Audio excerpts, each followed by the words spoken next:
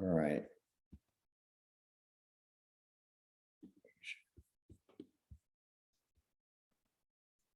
Okay. So you guys, can you see then the screen? It's got marketing on it. Can you see that? If you can give me a thumbs up, let me know. Ah, perfect. Good. Well, this is where we left off when we last spoke on Monday. And we were looking at those different functions of marketing. And truly, that is a really important area for growth when a firm is looking at expanding either their market or their products. Ansoff, we know him from a lot of his contributions to the strategic management industry, has come up with a product market matrix. This is commonly used in industry. And let me go through it here for you. So it's Ansoff product market matrix. It's a growth matrix. So all four of these strategies are growth strategies, going from the least risky to the most risky. So decision makers with the firm can determine, all right, if we want to grow, which of these four strategies do we want to use? And what levels of risk are we willing to take?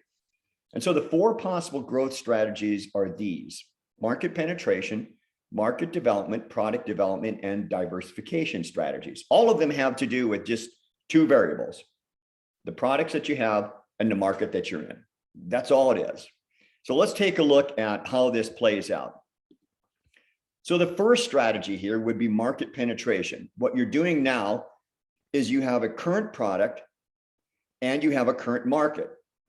And the growth strategy here is focused on gaining more market share through existing products into current market segments.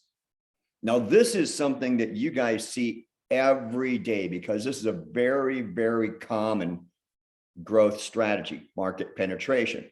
You have an existing product and an existing market, and all they're trying to have you do is buy more of that product that you're already buying. That's all they're trying to do. That's the strategy here. And it is a growth strategy. So let me ask you this question. Knowing that that's how this plays out, buying more of a product that you're already buying, and that you see it every day when you go to the marketplace, can you give me an example of how that particular strategy is viewed as a consumer?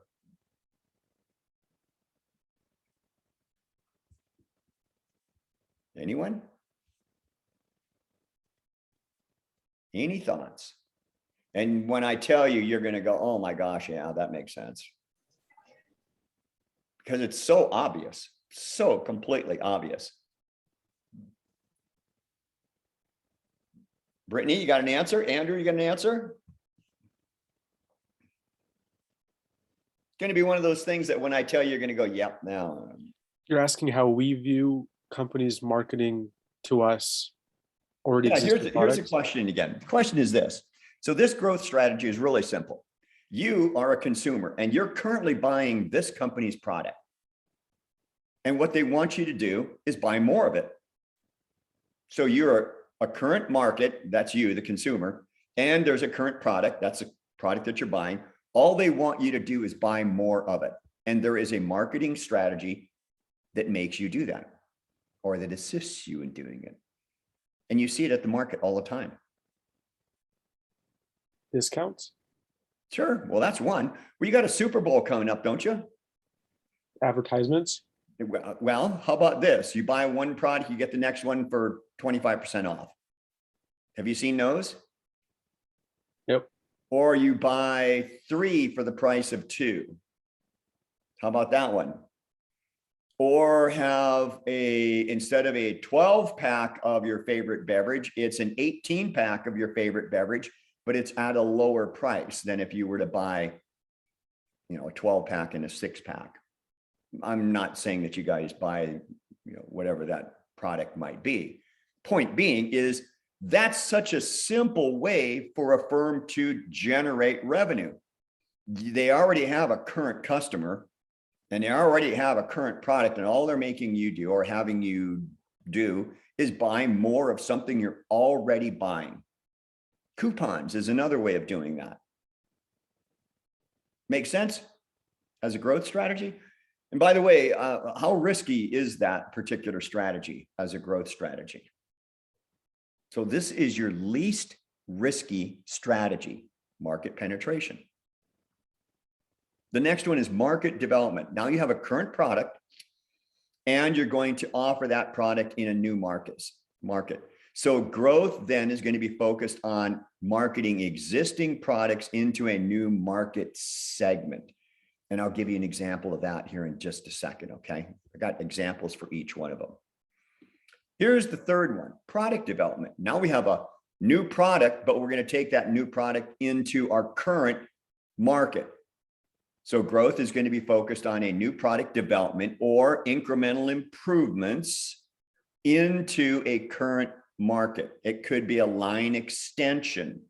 It could be something that has been developed that adds value to the primary product. And then the last one that we have, this is the most risky, is called diversification strategy. This is where you have a brand new product going into a brand new market. So growth objective here is going to be achieved by developing new products to sell into new markets through, I mean, there's 4 different ways of doing it. We can do diversification and we can do integration strategies. And I'll talk a little bit about those 2 in a couple of slides down the way. So here's the way it plays out with those 4 strategies. You can see that as you move from existing products to new products, you're increasing the risk. And as you move from existing markets to new markets, you're also increasing the risk. So this then would be the lowest risk area. This then would be the highest risk. This would be moderate risk in here, product development and market development. Now, the important thing about this is the more you know about the markets, the better your strategy is going to be. Same thing we've been saying the last 5 weeks. The more you know about the market, the more you know about your competition, the more you know about what's going on in the industry, the better your strategy is going to be. All right, so these are the 4. Let me give you an example of each one, kind of help you wrap your head around each of those particular types of strategies. Here we go. This is Apple. Market penetration. Increasing this market share within a company. That's a low risk. So you can see they have an existing product and an existing market. What they're trying to do is increase that market share. Low risk. Product development. This is a medium risk. Now they're going to come out with a new product, but they're going into the existing market. They're introducing AirPods. Product development. Market development. Now we have existing products going into a new market. So we're going to take that iPhone or whatever it is, and we're going to expand that into a new market like Africa. We have a medium risk there. And then diversification. This is a new product into a new market. Launching new iPhone SE for new countries. That would be high risk. So you guys understand how this all plays out with the 4 different types of strategies going from low risk to high risk, and Apple being the example there. That's a pretty good example of Ansoff product market matrix as it plays out with the Apple products. Anybody have any questions on that? Now, you may have covered this with Dr. Skalnick's marketing class, because this is an important area of marketing to consider, as well as strategy, because strategy, it's a growth strategy. Marketing, it's a marketing concept. So have any of you guys taken Dr. Pat Skalnick's course, and have you covered this in that course? Or if you're taking her course, I'm sure you're going to cover it in her course. Anybody? No? Okay. Is my speaker working? Can you guys hear me? Oh, you're in her class right now, Chris, and you haven't covered it yet, have you? Have you covered it yet, Chris? Don't believe so. Okay, Chris, I want you to do this. In fact, I'm going to give you extra credit points if you do this. When it comes to her talking about the Ansoff product market growth matrix, tell her that you want to explain it to the class. say, you know what, Dr. Skalnick, let me tell the class how this all plays out. And if you do that, I will give you some extra credit points. Okay. And when you do that, she's going to know it came from me. So, all right, you got it. Good. Do it. Then I'll give you some extra credit points because her and I, actually, Dr. Skalnick and I have written some papers together having to do with Ansoff. So, you know, we are both Ansoffian. All right, let's move along. So Ansoff growth strategies, then when we're looking at diversification, there's 4 different ways that we can diversify our strategic approach. And we're going to be talking more about diversification strategies when we get into our business unit level and our corporate level strategies. And the first 2 have to deal with your, again, value chain. Remember that linked set of value creating activities? Well, we ran it horizontally before, but if you take that and you flip it on its end, now we can explain vertical and horizontal integration. So vertical integration is an acquisition by your company or a movement of your company into the supplier that you had, or moving into the customer area. So you can either move forward or backward in that chain of events, either through acquisition or merger or whatever it might be, as a growth strategy. Horizontal integration, now where you're on that linked set of activities, and let's say that you are at the end of it, you're the retail person. Horizontal integration could also include not only new products that are related or unrelated, but also we could be moving into a new company, acquiring another company. So as an example, let's say that Grace has, at the end of the value chain, she has a retail clothing store, women's clothing store. Now she wants to do horizontal integration, growth strategy. She wants to grow. So what she's going to do then is acquire a women's sporting goods store. They're both at that same level of that value chain. So the thinking is this: can we create synergies then from that movement? Because all of the activities that Grace is currently doing, will they translate over to that new operations? And most likely they will. We can use the common distribution center. We can use common logistics. We can use common HR. We can use common marketing. So there can be a lot of synergies that can be developed by that type of strategy. Concentric diversification and conglomerate diversification, 2 other forms of growth strategy. With concentric diversification, we're creating new products that are closely related to the current product. And we're going to be introducing those into the current or new market. Now that could be things like line extensions, or areas that are related to that current product. So that example then could be that new iPhone related to the current product. You know, there's an idea there that all of those products are similar. They're concentric, they're related. Conglomerate diversification are unrelated, completely new, technologically unrelated products that are introduced into a market. And when we get into these types of strategies, I'll explain them a bit further, but this is kind of just an overview for you here. All right, moving on, as far as our internal analysis, now we'd be looking at production and operations. This is that process that turns those inputs into that finished good. And of course, it's through that production process. So there's 5 different types of areas that we need to consider. Are we using the appropriate process type? Now, in production and operations, there are different types of processes that can be used depending on what kind of product you're manufacturing.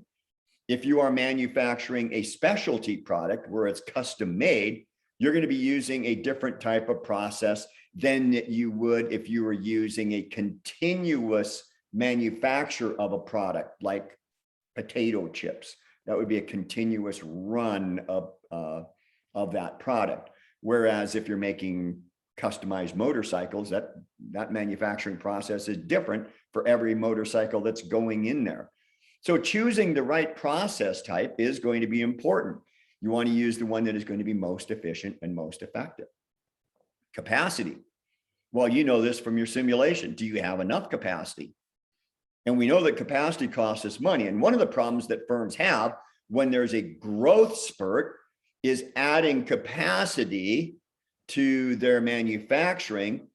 And then later on, when it starts to slow down, that mature stage, now they've got that bill from adding that capacity that they have to account for. They have to pay for that. So how do we then adjust whether or not we need to add more capacity? Well, there is a way of doing that depending on how much demand we have. One way, obviously, is to add capacity. Of course, that adds expenses. The other way is to adjust our pricing. Pricing has an effect on demand. So take a look at both of those. Inventory, how much should you have? Well, if your customers demand a quick turnaround on your orders, that means you're going to have to carry some inventory. But we also know that inventory is expensive. Inventory gets damaged when it gets moved. Inventory walks out the door during Christmas time.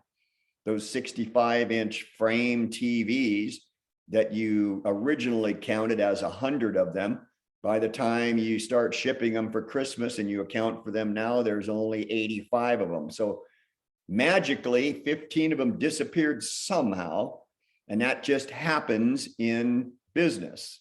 So how much inventory should you have? Workforce. If the product that you have or the service that you're providing is seasonal, do you want to have a workforce that flows with that demand, seasonality of it? Or do you want to have a level for workforce? Well, that's an important decision to make, especially if what you're doing requires skilled workers and you don't want to lose those skilled workers. So you might want to keep a level workforce. And then quality. We want to make sure that we put in the amount of quality that is necessary for that product. We don't want to put more quality in than needs to be, or we don't want to put less quality in that needs to be. So making sure that that quality meets that demand of that consumer. Moving forward, R&D, two critical functions of R&D. First of all, internally, one of the big functions of R&D is to help improve the processes that are being used to transform that input to output. What can R&D do to help us improve that production? Externally, their job is to create either incremental product development or brand new product development. So a couple of critical functions here then for R&D. Management information system. This is also a critical area of that firm. This is where all that data lives. And we need to make sure that not only that data is secure, can that data accommodate the growth, and can that data be available to all of those who need that data? Because that's important when they're trying to make decisions, is having access to that data. Now, some of the challenges with information systems would be whether or not you do have enough space to accommodate growth.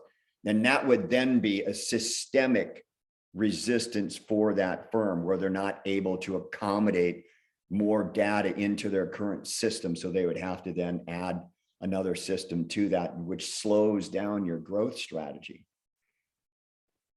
Okay.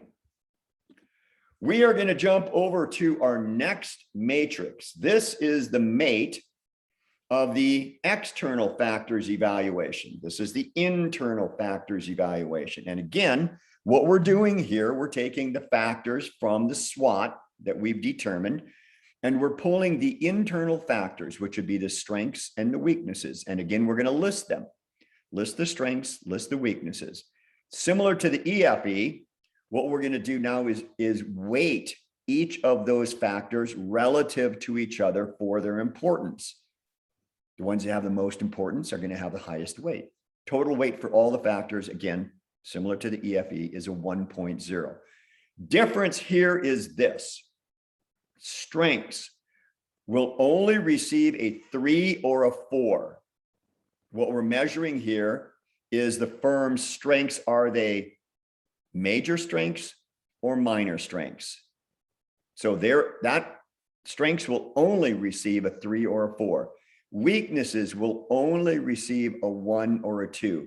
Is it a major weakness, which would be a 1, or is it a minor weakness, which would be a 2? We take the weight times the rating, we get a weighted score. All right, so here's the instructions. As I mentioned, you're going to take those internal factors over and we're going to list them. Then second thing we're going to do is we're going to assign a weight of value to all of those particular factors. Most important factor is going to have the highest weight, least important, the lowest weight. Sum of all of them is going to be a 1.0.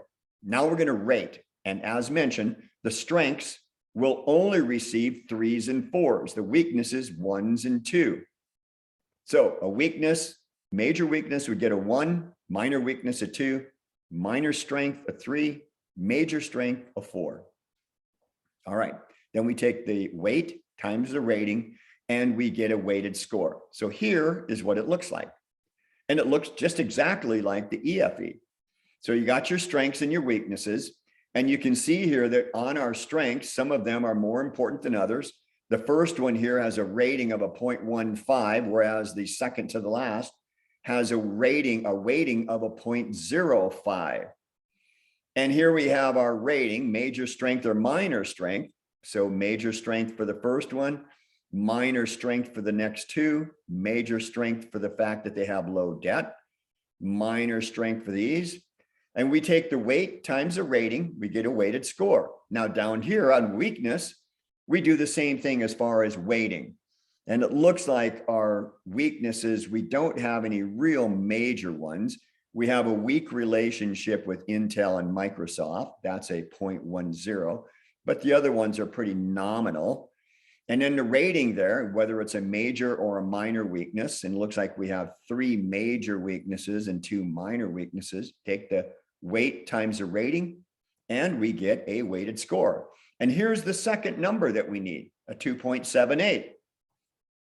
So from our EFE, we developed a number, and from our IFE, we developed a number. Now we're going to go over to our next matrix, the IE matrix, the internal external matrix. And as I mentioned before, when we plot these two numbers, it gives us our first recommended strategy. So here is the IE matrix. So it's a 3x3 matrix, a 9 cell. And you can see on the top going horizontally, that's our internal factors evaluation scores. Vertically on the left is our external factors evaluation scores. And all we do is simply plot the two numbers and extend them into the grids. And based on our external factors score and our internal factors score, it's indicating that our firm's position is in quadrant 2. All right. So quadrant 2 and firms that fall into quadrant 1, 2, or 4 can follow a grow and build strategy. That's an aggressive strategy.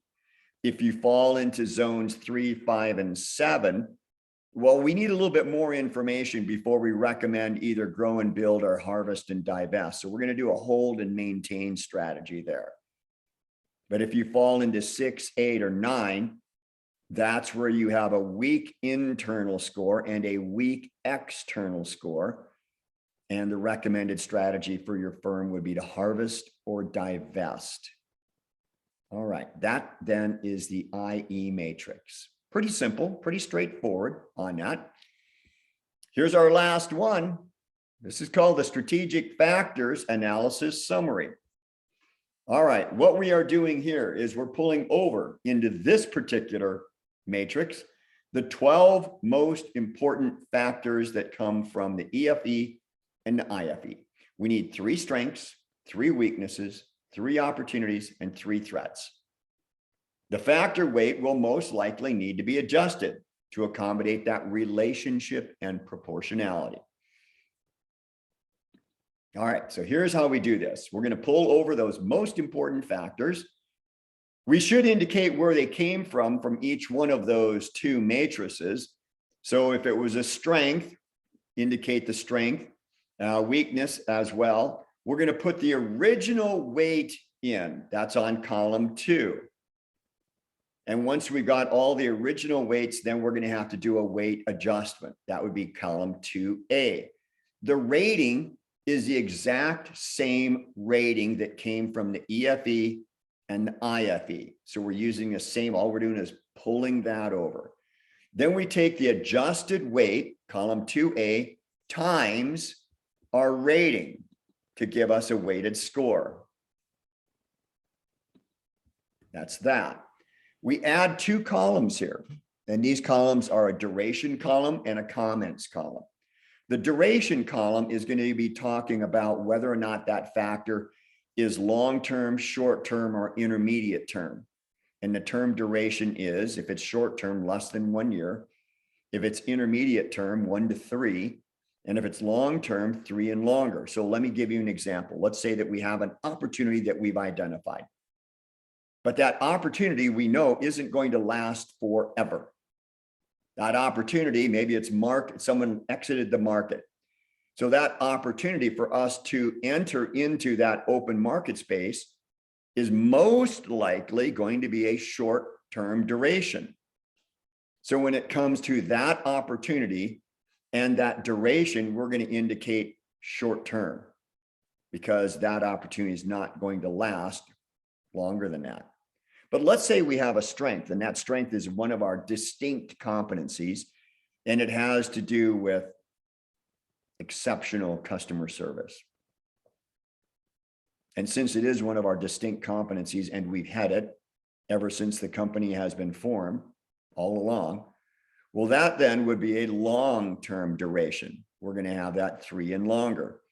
And actually what we would do on that strength, we would indicate that we currently have it short-term, we will have it 1 to 3 years, and we will have it 3 years and longer. So we would mark all 3 of the boxes. And then over in comments, that's where we would make that comment having to do with those factors. Customer service, distinct competence of that firm will continue going forward, or whatever you might be.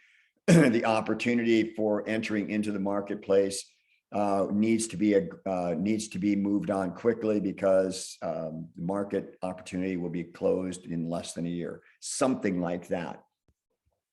Here's what it looks like, guys. This is then a SFAS completed. Now, I didn't put 12 factors in here. I only put in here, I think 9. 1, 2, 3, 4, 5, 6, 7, 8, 9. But the idea is the same. So you have our original weight, which is indicated in column 2, and then our adjusted weight is in column 2A. Well, from just adding up these 9 factors, you can see that our original weight was over 1.0, 1.11. But we have to reduce it down to a 1.0 and still maintain that relationship between each of those factors. Man, how do we do that? How do we go about reducing the original weights down and still maintaining that relationship and getting to 1.00? Grace, can you help me on that?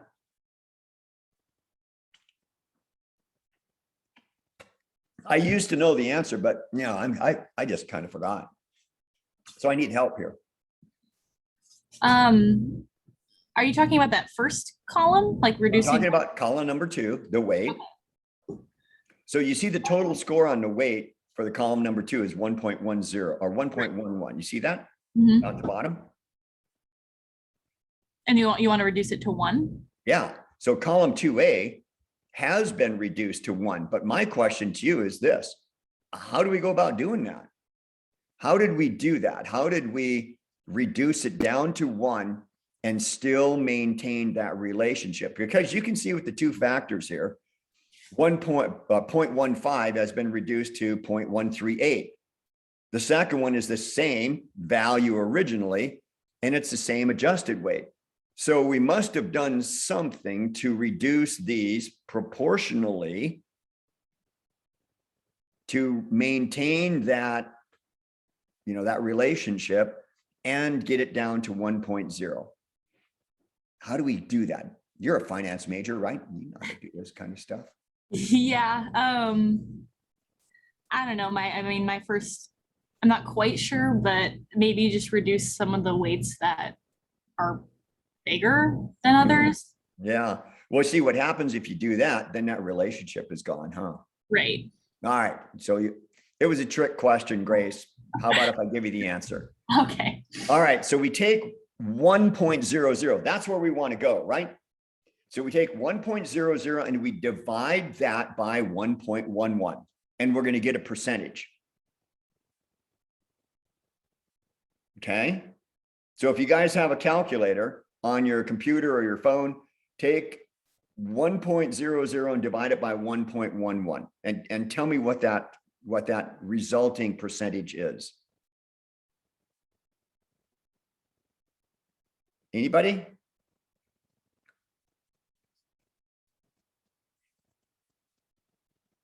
$90.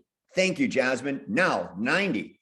Jasmine, take 0.15. That's our first factor.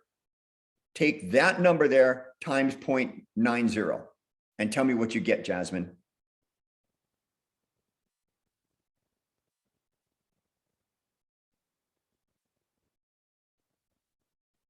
.135. Okay, well, it's pretty close.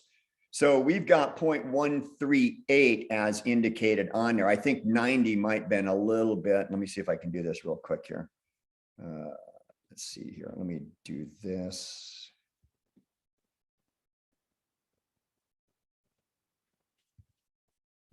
All right, let me just flip this around here.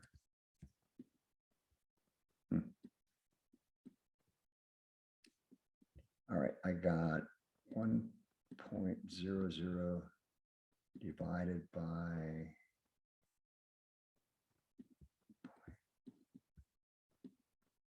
it's actually 0.9009. So if you do it that way, you're going to come up with a little bit higher number. So, but it's close enough. So if you do that and you do that to each one of the original weighted factors, you're going to come up with a total that is going to be right at 1.00. Okay, it might be a couple of tenths off or something like that, and I can live with that, but it's going to be what you've done then is that all those factors have been reduced and they all maintain that relationship proportionality to each other. So that's what I'm going to be looking for when you guys do your final paper.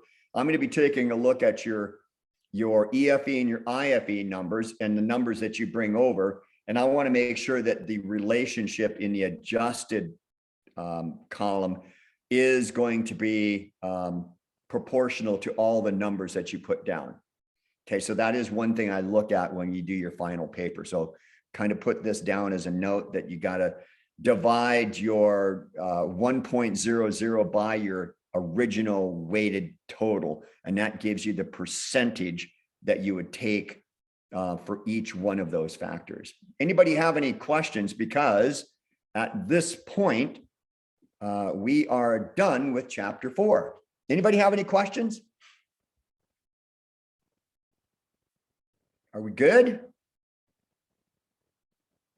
Give me a thumbs up if you're good to go. Excellent, excellent. Okay, we're done for today. On Monday, we will start a new chapter, and I believe it's going to be business unit level strategy on Monday. But between now and then, you guys have a good weekend. The weather is going to be fantastic.